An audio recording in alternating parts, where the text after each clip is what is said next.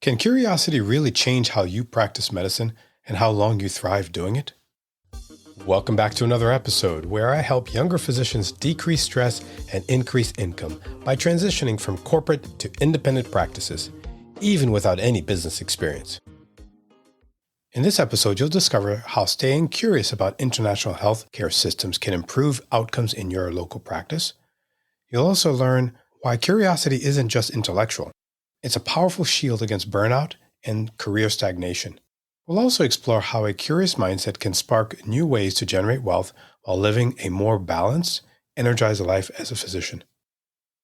So, welcome to another episode of the Independent Physician's Blueprint with your host, Coach JPMD. That's me.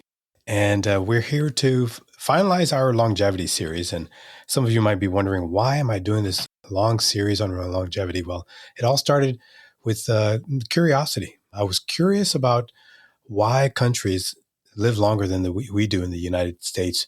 And so I embarked on this journey to just kind of research the top 10 countries as per the website called Worldometers.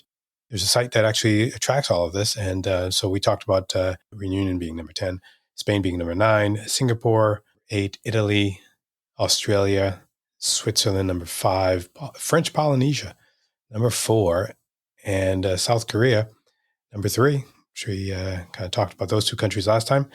And today we're going to talk about Japan and Hong Kong. And I think Japan and Hong Kong have switched sometimes to be the number 1 and number 2. These are the two countries that we're going to talk about today.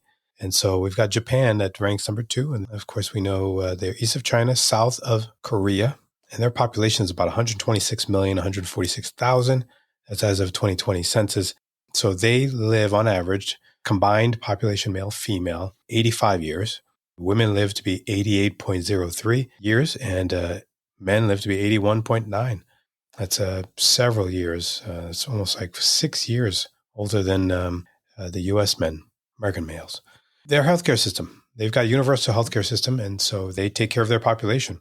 They've got about 12.7 beds per 1,000 people in that country. So that's almost 5 times the population of beds in the U.S. Their physician population is about 2.6 per 1,000, so it's similar. But their nursing ratios is 12.4 per 1,000, which is much higher than most of the countries in the world. So as far as religion, most Japanese practice Shinto religion, which is a religion that doesn't consist of any structure, no organizing body. It's the way of the gods, they say. And it consists of traditional Japanese religious practices, spiritual beliefs, attitudes, and they have no scripture. And there's no founding members of this organization or this way of practicing. So I thought it was pretty interesting to see that. Only less than 1.5% are Christians. As far as the mortality, they die more of heart disease, strokes, pneumonia, bronchial cancer, or bronchial or lung cancer, and dementia. That is Japan. And so you can tell that some of the characteristics of Japanese people are different than the other countries that we spoke about. It's very interesting. Very interesting because they also have a very large population, and their population is densely packed in their country. So I think one of the themes that we've been hearing all along is that they provide universal healthcare. There is a private-public partnership, but mostly if you're Japanese, you're going to get taken care of. That's also where Okinawa is in Japan, and that's one of the 5 blue zones, or now 6 blue zones, where they have the highest concentration of centenarians in the world. So we have a lot to learn from in Japan. And so number 1, we go to Hong Kong. Hong Kong is a special administrative region of China. I'm not sure I knew this, but Hong Kong really is part of the People's Republic of China. They've got a population of 7.413 million. This as of 2021. They're in an area just south of China, and it's attached to the mainland. Their population, both men and women, live to be, on average, 85.8, and women live to be 88.4 on average, with men living the highest in any population that I've seen. Yeah, Hong Kong, 83.1, that's the top. Men live the longest in Hong Kong. Data on hospitals and physicians, really, really hard to find. We do know that they have top-notch healthcare systems, and their hospital systems are really good. They take care of their people. There's a public-private partnership as well, where most, if not everyone, is insured or has access to care. Religion, there's three teachings of the culture: Buddhism, Confucianism, and Taoism. That accounts for about 20% of the population. And then Christians account for about 12%, and the Islamic religion is about 4%. What do they die of? Well, they die mainly of cancer, which was interesting because that is different than the rest of the top 10 that we've seen. We've got cancer, number one, pneumonias, CAD or ischemic heart disease, strokes, and accidents.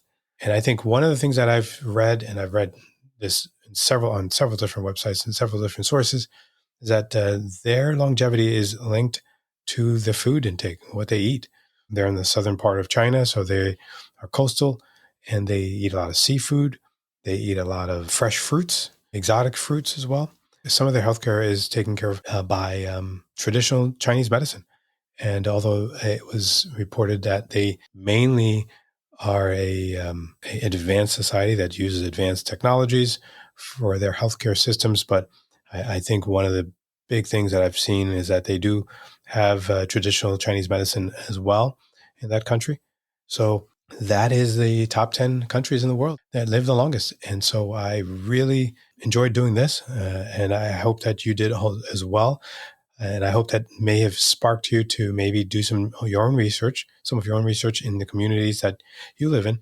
And I also think that it's going to be really difficult for the U.S. to implement some of these things. But I think regardless of what political aisle you're in or on, our country is moving in the right direction. It's moving in the direction of looking at root cause analysis of disease, looking at things that we can do as a nation to help improve the conditions of our food, our lifestyles. I noticed in Japan and Hong Kong, they really promote outdoor living, outdoor lifestyles, walking. Everything is kind of centralized to where their population is. My take on this is if you're a physician in the U.S. and you want to help your populations live long and you want to implement some of these things, I think it starts with you. Number one, it starts with your family, implementing things that can help you be healthy as well as your families. So that is something that I do in my household. And my kids are actually keeping me accountable sometimes. I try not to eat as much meat and red meat, and I try not to indulge in the sweets. And so as soon as I do, I've got kids in the house that kind of remind me, hey, why are you eating that? Dad, I thought you weren't supposed to eat that. So it's really good to start at home. And then, of course, start in your office and start in your community. Start implementing some of the things that may be implemented in these countries that live longer than we do. And then from there, talk to your representatives, talk to people in your community, do seminars, be curious about the things that are happening around us, around the world, that can help us live longer and help our populations live long. So I hope you've enjoyed this series on longevity, the top 10 countries that live longer than the rest of the world. And stay tuned next week for another episode. I'm not sure what that episode is going to be, but it's not going to be on longevity anymore. So we're done with this series, and we are hoping to get back to really focusing on what we can help physicians do to decrease their stress, decrease their burnout, and generate wealth in this crazy world we're living in. So see you next week. Thank you so much for listening to the podcast. If you'd like to hear more, subscribe, follow in your favorite podcast app so you'll never miss an episode.